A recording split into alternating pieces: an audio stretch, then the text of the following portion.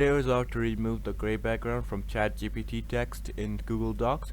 So you can easily remove the gray background by doing these few simple methods that I'm gonna show you. Make sure you watch this video till the end.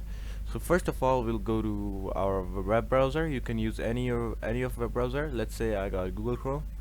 So I'm just gonna go for this, and I'm just gonna copy this. After copying this, I'm gonna go to Google Docs and paste it. So as you all can see, I have this gray background on the back. So how do we remove it?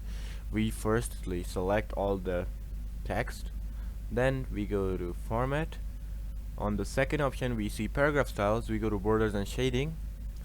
We see many options, but we go to background color and press none and apply.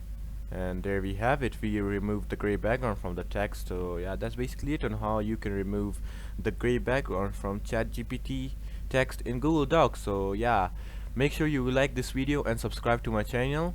Until then, peace out.